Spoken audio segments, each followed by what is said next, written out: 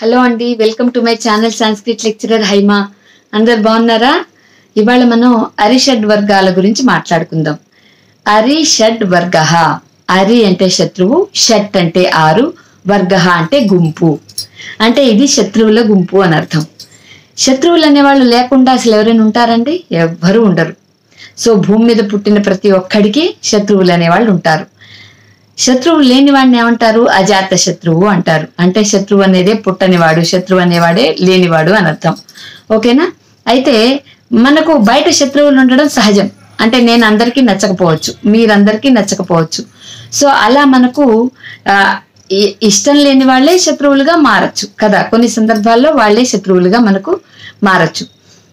మనలో ఉండి మనకు అపాయం తలపెట్టే శత్రువులు గుంపు ఉందటండి.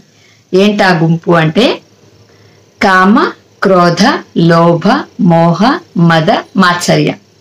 కామము అంటే శారీరక పరంగా కోరికలు తీర్చుకోవడం. క్రోధము అంటే కోపం. కోపానికి పై స్థాయి క్రోధము. తన కోపమే తన శత్రువు, తన శాంతమే తనకు రక్ష అంటారు కదా. సో క్రోధం అనేది కూడా శత్రువే. కామ, క్రోధ. లోభము అంటే పిసినారితనం. పిసినారితనం కూడా శత్రువేనండి. ఎంతవరకు కావాలో అంతవరకు మనం చక్కగా ఖర్చు పెట్టుకొని ఇతరులకు వాళ్ళకు కూడా మనం హెల్ప్ చేయగలిగితే అంతకు మించి ఏం లేదని చెప్తుందమ్మ కదా. నీకున్న తృప్తిగా తిని ఇతరులకు ఆదరంగా పెట్టుకో అంటే అర్థం ఏంటి? నీకున్నది తృప్తిగా ఖర్చు పెట్టుకొని ఆ ఉన్నంతలో ఇతరులకు కూడా సహాయం చేస్తే అంతకు మించి ఏం అక్కర్లేదని జిల్లేలముడి అమ్మవారు చెప్పారు. సో అలా కామ, క్రోధ, లోభం కూడా ఈ శత్రువుల్లోకి వచ్చింది. మోహము అంటే ఇంద్రియ నిగ్రహాన్ని కోల్పోవడం, స్పృహ కోల్పోవడం. స్పృహ కోల్పోవడము అంటే అర్థం ఏంటి? నిగ్రహాన్ని కోల్పోవడము. నిగ్రహం కోల్పోయి ఎప్పుడైతే ఇతరుల మీదకి మనం వాగ్దాడి చేస్తామో అది కూడా శత్రువే. కామ, క్రోధ, లోభ, మోహం అంటారు దాన్ని. అంటే మన స్పృహను కోల్పోయి వాళ్ళ మీదికి మాటల ద్వారా కానీ శారీరకంగా కానీ దాడి చేస్తే అది కూడా మోహం అవుతుంది, అది కూడా శత్రువే. ఓకేనా? కామ, క్రోధ, లోభ, మోహ. మదము అంటే అర్థం ఏంటి?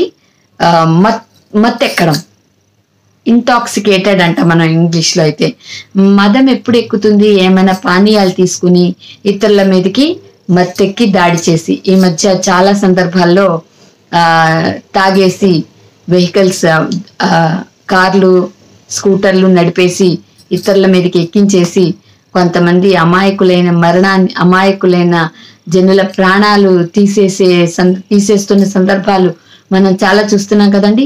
అదంతా ఇదిగో వీటి వల్లే జరుగుతున్నాయి. ఓకేనా అండి? కామ, క్రోధ, లోభ, మోహ. మదము అంటే మత్తెక్కి ప్రవర్తించడం. తర్వాత మాత్సర్యము అంటే అర్థం ఏంటి? అసూయపడ్డం. ఇతరులు బాగుంటే చూడలేకపోవడం, ఇతరులు ఎదిగితే చూడలేకపోవడం, ఇతరులు పచ్చగా ఉంటే చూడలేకపోవడం. ఇవన్నీ కూడా మనలో ఉండి మనకు కీడు తలపెట్టే శత్రువులు. కీడు తలపెట్టడం అంటే మామూలు కీడు కాదండి, మనని సర్వనాశనం చేస్తాయి. ఒక్కటున్నా చాలు, వీటిల్లో ఒక్కటి మనని వశం చేసుకున్న ఈ 6 ఏ ఒక్కటి మనల్ని నడిపించినా మనం సర్వనాశనం అయిపోవడం ఖాయం.